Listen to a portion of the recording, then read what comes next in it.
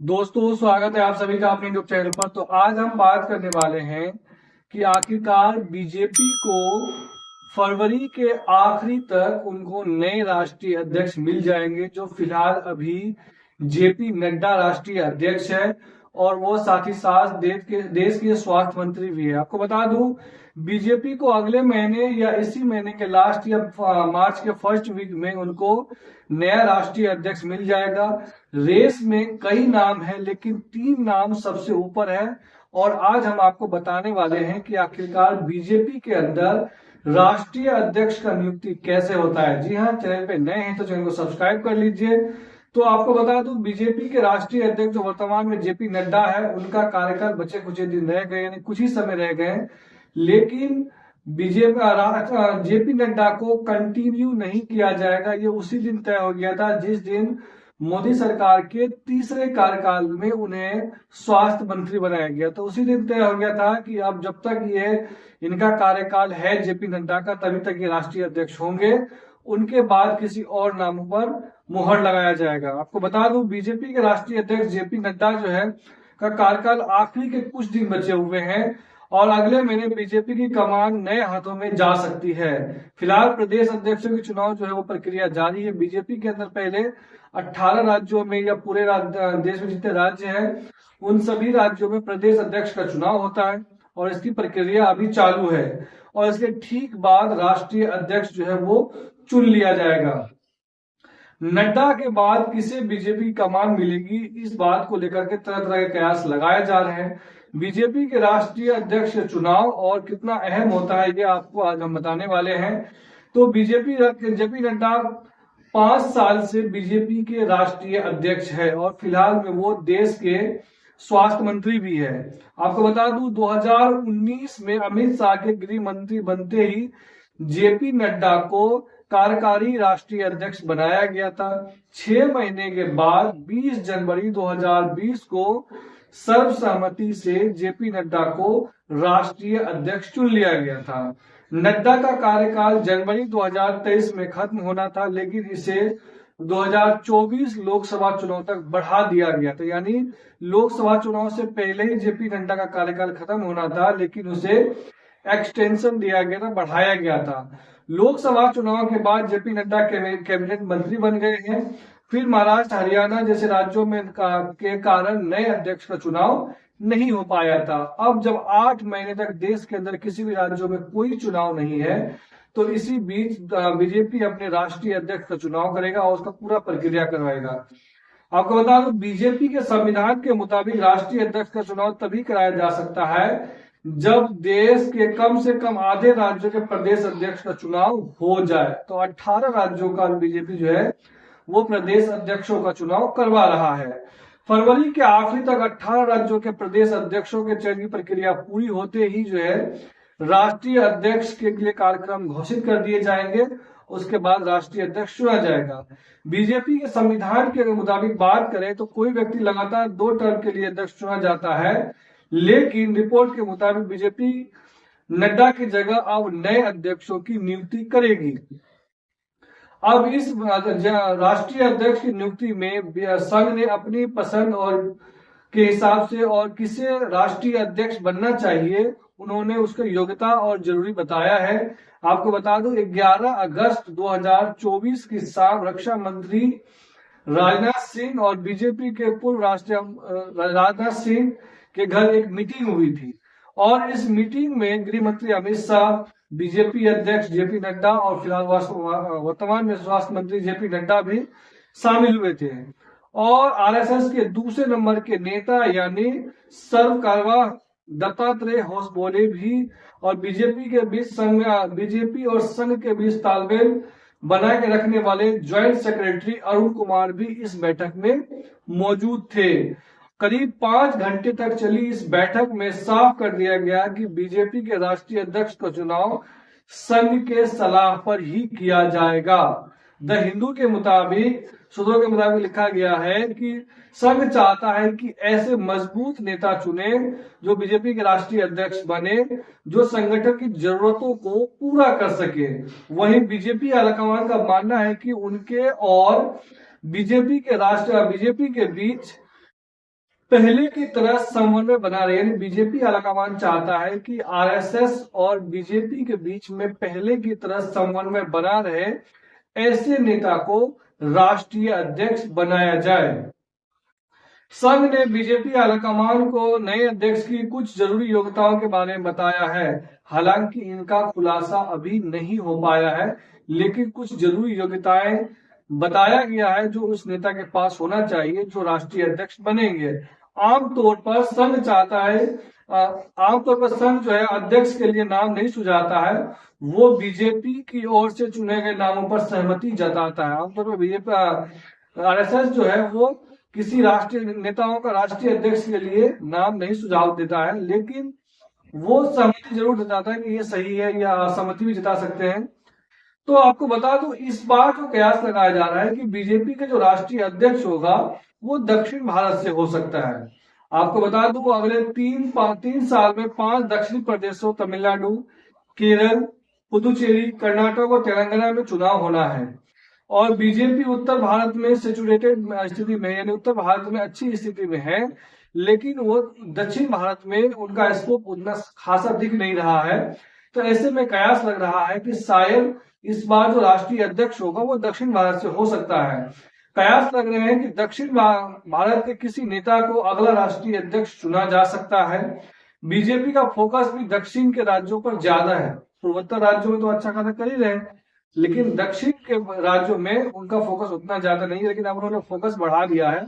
और 20 साल से दक्षिण भारत से कोई भी बीजेपी का नेता बीजेपी का राष्ट्रीय अध्यक्ष नहीं बना है। ऐसे में अगर बीजेपी दक्षिण भारत से राष्ट्रीय अध्यक्ष बनाता है तो सबसे पहला नाम निर्मला सीतारमण का आता है, जो वर्तमान में फाइनेंस मिनिस्टर भी है और तमिलनाडु और आंध्र प्रदेश से जुड़ा हुआ। इनका 2008 में बीजेपी के नेशनल एग्जीक्यूटिव से जुड़ी और इस वक्त जो देश के वित्त मंत्री हैं।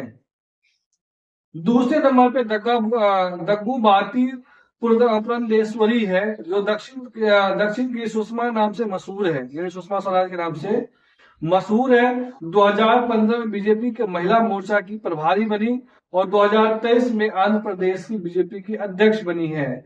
उसके बाद प्रहलाद जोशी का भी नाम आता है, जो इस रेस में शामिल है अगर दक्षिण भारत से बीजेपी राष्ट्रीय अध्यक्ष बनाता है। कर्नाटक से आते हैं, 2012 में बीजेपी के कर्नाटक के प्रदेश अध्यक्ष भी रहे हैं। मोदी सरकार में संसदीय कार्य मंत्री भी रहे। अभी मोदी कैबिनेट में उपभोक्ता मामलों के मंत्री भी है। अभी जो है फिलहाल में अगर दक्षिण भारत से राष्ट्रीय अध्यक्ष नहीं चुना जाता है और किसी अन्य राज्य चुना जाता है, तो उसमें 3 बड़े नाम हैं जो सबसे ऊपर चल रहे हैं और मोदी शाह और जेपी नड्डा के तिगड़ी के करीबी माने जाते हैं। उसमें सबसे पहला नाम आता है भूपेंद्र यादव का। जी हाँ, भूपेंद्र यादव 55 साल के हैं, राजस्थान से आते हैं और दावेदारी इसलिए कि वो ओबीसी चेहरा है जो यादव वोटर्स को लुभा सकता है। 25 साल का राजनीतिक अनुभव है और संघ की पसंद भी माना जाता है। 2010 में बीजेपी के नेशनल सेक्रेटरी और 2014 में जनरल सेक्रेटरी ये बने। 2013 में राजस्थान, 2014 में झारखंड, 2017 में गुजरात, उत्तर प्रदेश और 2023 में मध्य प्रदेश और 2024 में महाराष्ट्र में पार्टी को जिताने का इन्होंने काम किया है। मोदी सरकार में श्रम व रोजगार मंत्री इस वक्त है। पर्यावरण मंत्रालय का जिम्मा अभी जो है वो संभाल चुके हैं। और इसकी कमजोरी ये है कि केंद्र सरकार में पर्यावरण मंत्री है, ऐसे में 2 पदों पर नहीं रह सकते। अगर इसका नाम के पत्ता साफ तभी हो सकता है जब एक व्यक्ति एक पद की बात की जाए। स्ट्रेटजी और मैनेजमेंट में अच्छे हैं, इनके पास स्ट्रेटजी अच्छे बना लेते हैं और मैनेजमेंट, चुनावी मैनेजमेंट भी जो है वो बहुत ही अच्छी तरीके से कर लेते हैं, लेकिन मास लीडर नहीं है। दूसरा नाम आ रहा है अनुराग ठाकुर का। 50 साल के हैं, हिमाचल प्रदेश से आते हैं। दावेदारी इसलिए क्योंकि 17 साल का राजनीतिक अनुभव इनके पास है। हिमाचल प्रदेश की हमीरपुर सीट से 5वीं बार लोकसभा से चुनाव जीते हैं। 2010 में भारतीय जनता पार्टी के युवा मोर्चा के अध्यक्ष बने और मोदी 2.0 में वित्त कॉर्पोरेट अफेयर, सूचना प्रसारण और जैसे खेल मंत्रालय भी उन्होंने संभाला था। लेकिन 3.0 में तीसरे कार्यकाल में इन्हें मंत्री नहीं बनाया गया है। कमजोर कड़ी ये है इनका कि बीजेपी लगातार 2 अध्यक्ष हिमाचल प्रदेश से बनाने से बच सकती है। अभी फिलहाल जो राष्ट्रीय अध्यक्ष है वो हिमाचल प्रदेश से ही है और ऐसे में अनुराग ठाकुर को भी फिर से बनाया जाएगा, ये शायद नहीं हो सकता है, इसीलिए इनका नाम भी कट सकता है। धर्मेंद्र प्रधान उड़ीसा से आते हैं, दावेदारी इसलिए क्योंकि 40 साल का राजनीतिक अनुभव है और एक बड़े ओबीसी नेता के तौर पर जाने जाते हैं। 14 साल की उम्र में ही ये एबीवीपी से जुड़े हुए थे। 2010 में बीजेपी के राष्ट्रीय महासचिव बने। संगठन में मजबूत पकड़ है, 2 बार लोकसभा चुनाव और 2 बार राज्यसभा चुनाव भी जीत चुके हैं। मोदी सरकार में इस्पात मंत्री, पेट्रोलियम मंत्रालय और कौशल विकास मंत्री भी रह चुके हैं। कमजोर कड़ी इनकी ये है कि केंद्र सरकार में शिक्षा मंत्री है, ऐसे में 2 पदों पर एक साथ नहीं बन सकते हैं। नीट पेपर के लीक मामले में भी काफी आलोचना हो चुकी है। इसके अलावा भी कई ऐसे नेता हैं जो इस रेस में है, जैसे यूपी से केशव प्रसाद मौर्य है, राजीव चंद्रशेखर है, स्मृति ईरानी है, सर्बानंद सोनोवाल है, सब नेता का भी नाम चल रहा है। हालांकि बीजेपी हमेशा से चौंकाने का काम करती है, तो क्या इस बार चौंकाएगी, ये देखने वाली बात हो सकती है। अब बीजेपी के राष्ट्रीय अध्यक्ष का चुनाव कैसे होता है, तो भारतीय जनता पार्टी के संविधान और नियम धारा 19 के तहत अध्यक्ष के चुनाव के प्रावधान है कि राष्ट्रीय परिषद और प्रदेश परिषदों के सदस्यों का इलेक्टोरल कॉलेज बनता है। पहला नंबर ये है। दूसरा, यही इलेक्टोरल कॉलेज राष्ट्रीय अध्यक्ष का चुनाव करता है। यही इलेक्टोरल कॉलेज जो है वो राष्ट्रीय अध्यक्ष का चुनाव करता है।